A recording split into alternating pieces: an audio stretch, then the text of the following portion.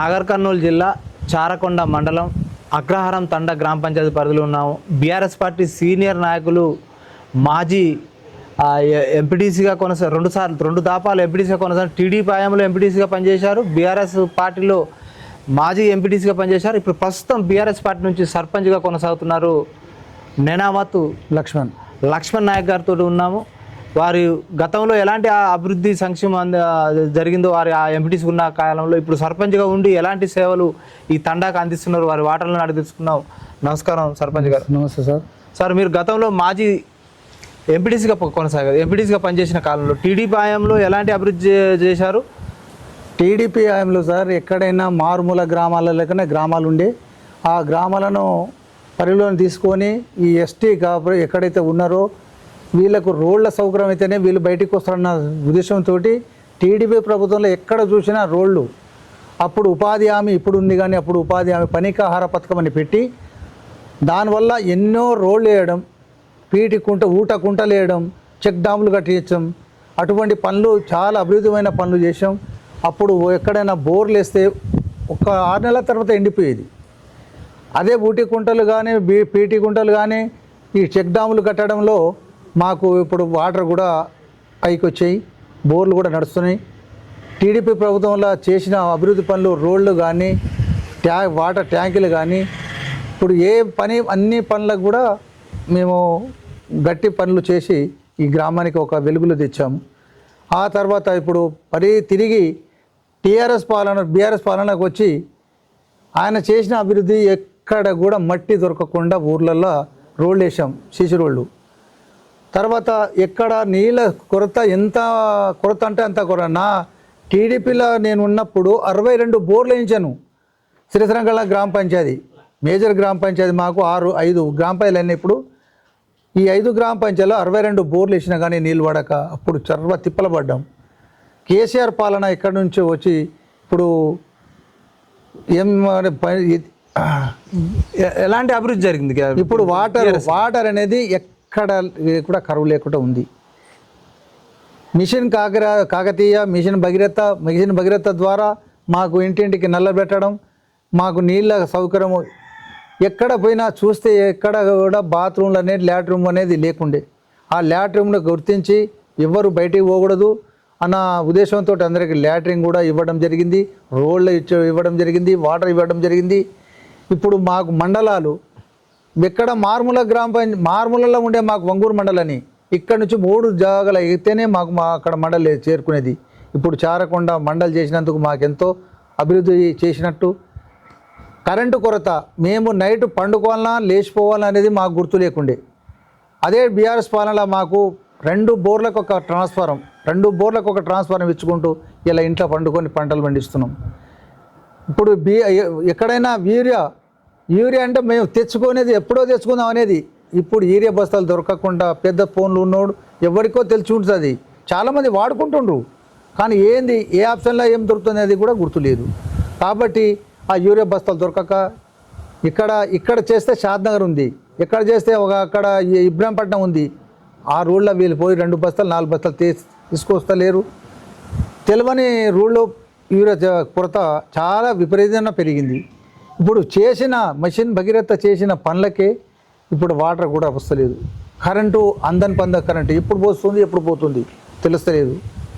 మాకు చేసిన అభివృద్ధి 2 సంవత్సరాలన్నర ఇప్పుడు ఈ ప్రభుత్వం వచ్చిన నుంచి మా గ్రామానికి ఇంతవరకు అయితే ఒక అభివృద్ధి పని కూడా జరగలేదు. నేను సర్పంచ్గా గెలిచిన నాటి నుంచి ఒక్క పనులు కూడా ఇవ్వలేదు. ఇప్పుడు మీరు ప్రజాపాలన ఎలాంటి అభివృద్ధి జరిగిందంటారు? ఇప్పుడు ప్రజాపాలన అక్కడైతే మాకు ట్రైనింగ్ ఇచ్చిర్రు. ట్రైనింగ్ ద్వారా ఈ పనులు చేయండి మీకు వస్తుందని ఆ ట్రైనింగ్ ఇంతవరకు అయితే ఏ పనులు కూడా బయటికి రాలేదు. సర్పంచులకు మంచి పనులు వస్తున్నాయి. మంచి పనులు అంటే సర్పంచులకు వచ్చే పనులు అయితే ఇంతవరకు ఏం లేదు. కరెంటు బిల్లు మీద పడుతున్నాయి, కరెంటు బిల్లు కట్టమంటారు. కరెంటు బిల్లు కూడా ఎక్కడికి వెళ్ళి కడతాం? మేము సర్పంచులు కూడా కట్టని పరిస్థితిలో ఉంది. ఇప్పుడు ఒక రోడ్డు ఇవ్వలేదు, ఒక గ్రామ పంచాయతీ బిల్డింగ్ ఇవ్వలేదు. మాకు గ్రామ పంచాయతీ బిల్డింగ్ ఇంతవరకు కూడా మాకు శాంక్షన్ లేదు. ఏమన్నా అంటే మీరు బీఆర్ఎస్లో గెలిచారు కాబట్టి మేము ఇవ్వం. గత ప్రభుత్వం వల్ల అప్పుడే పడ్డది కాబట్టి చేయలేదు. ఇప్పుడు ఇప్పుడు గ్రామ పంచాయతీ ఇస్తున్నామంటారు కానీ ఇస్తలేరు. ఈఓ బిల్డింగ్ వచ్చింది మాకు, అది క్యాన్సిల్ చేసారు. ఎక్కడైతే బీఆర్ఎస్ ఇప్పుడు 3 స్థావులు గ్రామ పంచాయతీ మాకు చారకొండ మండల్, శాంతిగూడెం, ఈ అగ్రహారం తండా బీఆర్ఎస్ పార్టీ గెలిచింది. ఈ 3 ఊర్లకు కూడా ఈఓ బిల్డింగ్ క్యాన్సిల్ చేశారు. ఇప్పుడు ఏ పనులు కూడా ఇంతవరకు అయితే కాంగ్రెస్ ప్రభుత్వంలో ఒక్క పని కూడా చేయలేను. 6 గ్యారెంటీ ఎట్లా అమలు అవుతున్నాయి? 6 గ్యారెంటీలో ఇంతవరకు చేసి ఒక బస్సు అంటారు. బస్సు అన్న తర్వాత అదే జెంట్స్ ఇక మనం ఎట్లా చేస్తున్నాం అంటే లేడీస్లు ఎక్కడ పోతున్నామా అనేది కూడా గుర్తు లేకుండా అయిపోయింది.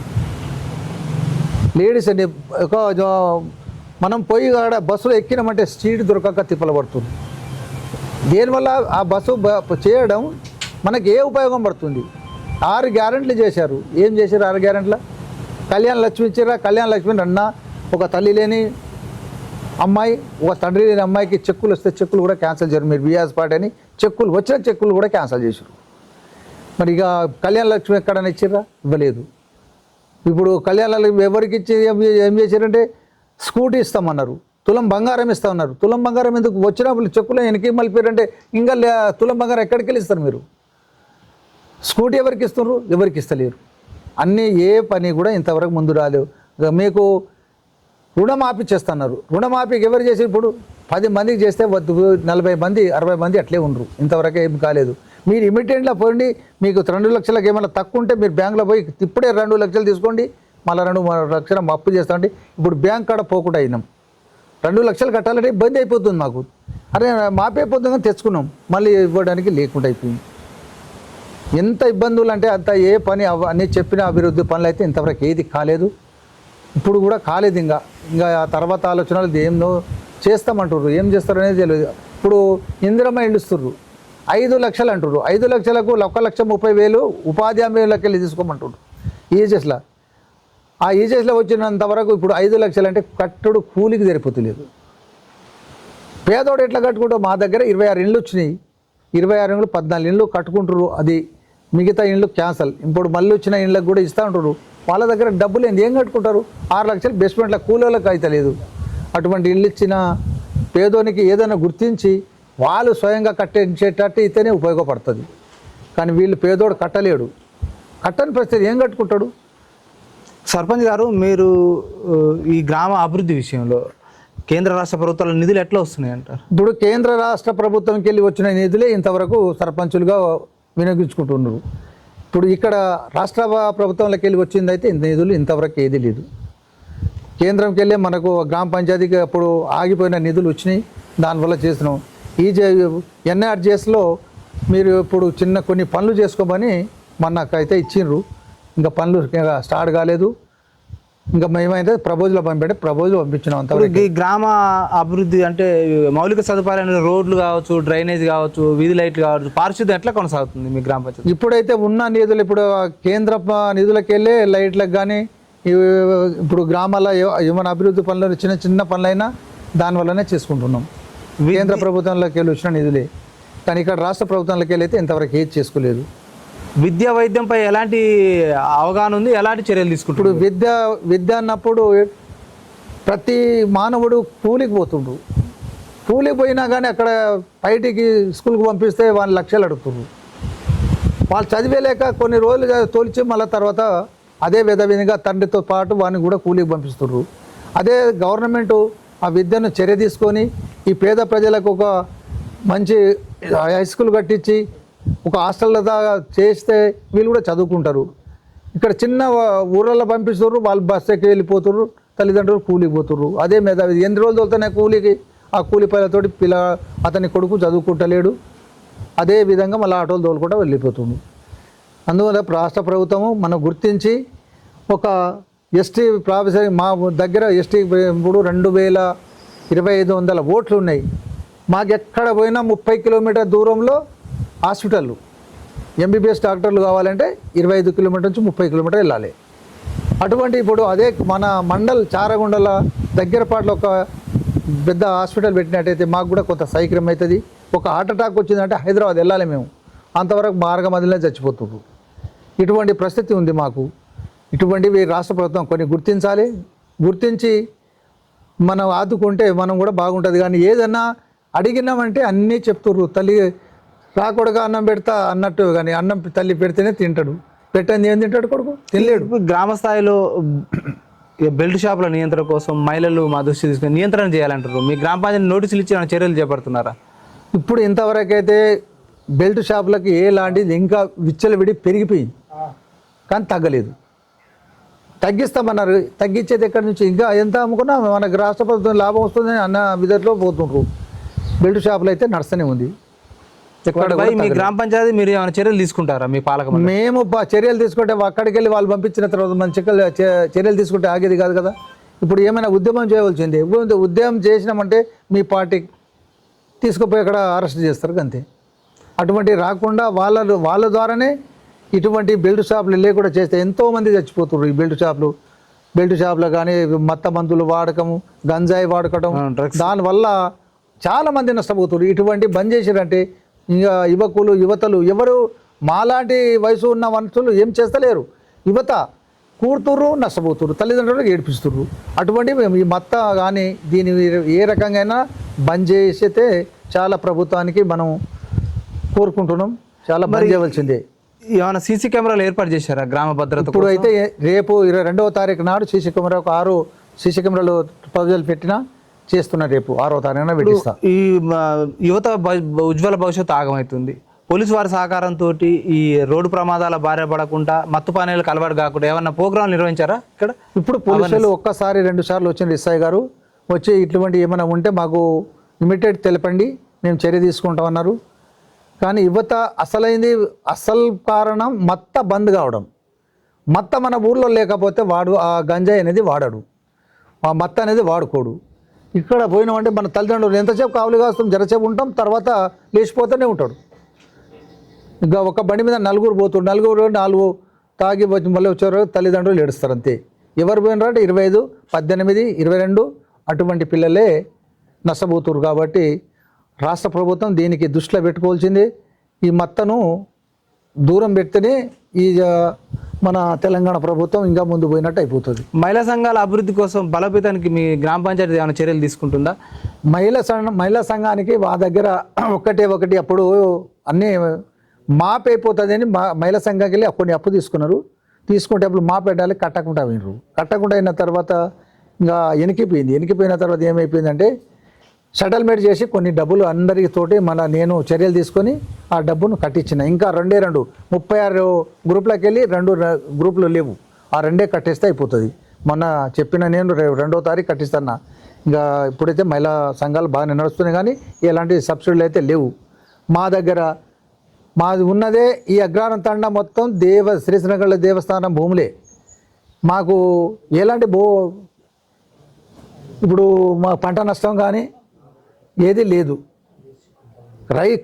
కవులు ప్రకారంగా మాకు గుర్తించి మాకు 950 ఎకరాలు ఉంది.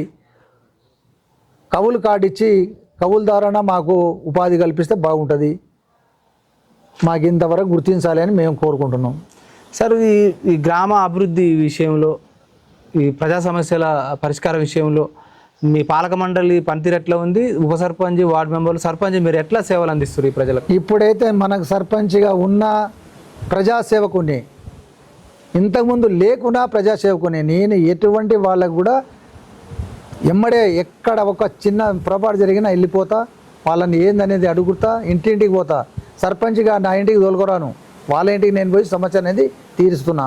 అందుకే నాకు ఇప్పుడు 3 సార్లు గెలిపించారంటే ఈ ప్రజలందరికీ నేను వాళ్ళకు కూడా నేను వినతి ప్రకారంగా చేస్తున్నా. వాళ్ళు చాలా మంచి వాళ్ళు అని అనుకుంటే నేను మంచివాడిని కాదు, వాళ్ళు మంచివాళ్ళే నన్ను గెలిపిస్తున్నారు. వాళ్ళ సేవ నేను చేసుకుంటున్నా ఇప్పుడు దానికైతే. ఇంకా ముందు మనం ఇంకా కొన్ని సేవలు చేసేది ఉంది. ఇప్పుడు వాళ్ళు వాటర్ పార్టీషన్ కానీ, ఇప్పుడు రోడ్డు కానీ, డ్రైనేజ్ కానీ, వాళ్ళ విద్యా వాలంటీర్ కానీ అటువంటివన్నీ చేసుకుంటూ పోతున్నా. ఒక్కొక్కటి ముందుకు పోతున్నా. ఎందుకంటే గ్రామ నిధులే ఉన్నాయి, వేరే రాష్ట్ర నిధులు వస్తలేవు. అవి వస్తే ఇంకా ముందుకు వెళ్ళిపోతాను. ఇక్కడ ఈ గ్రామ అభివృద్ధి విషయంలో, మీ మండల అభివృద్ధి విషయంలో ఎమ్మెల్యే గారి సహకారం ఏ విధంగా ఉంది? ఎట్లాంటి తోడ్పాటు? ఇంతవరకు అయితే ఎమ్మెల్యే మనకు జనరల్ బాడీ లేదు. ఎమ్మెల్యే గారు వచ్చి ఎక్కడైనా ఉపయోగించలేదు. ఎక్కడైనా జిల్లాలో చేస్తున్న ట్రైనింగ్ ఉంది, మీకు అందరికీ ఉంది, 90 రోజుల ప్రణాళిక ఉంది, అందులో చెప్తామని అక్కడ చెప్తున్నారు. అంతేగాని ఇక్కడైతే గ్రామాల ఇంతవరకు గెలిచిన నుంచి రాలేదు. గత ప్రభుత్వ పాలన ఎట్లా ఉంది, ప్రస్తుత ప్రభుత్వ పాలన ఎట్లా ఉంది? గత ప్రభుత్వ పాలన అంటే ప్రజల వద్ద పాలన అనుకుంటా ఒక నెల రోజులు అయిందంటే ఇక్కడ వచ్చేది ప్రజల దగ్గర కూర్చునేది ఎంఆర్ఓ కానీ ఎండిఓ కానీ ప్రతి ఒక్క డిపార్ట్మెంట్ అనుకుంటా అందరినీ చెప్పుకుంటా మనకు తెలివి నేర్చి ఈ సీట్ల దాకా తెచ్చింది గత ప్రభుత్వమే. ఇప్పుడు ప్రభుత్వం ఎవరు ఇంతవరకు అయితే మా దగ్గర ఎవరు రాలేదు.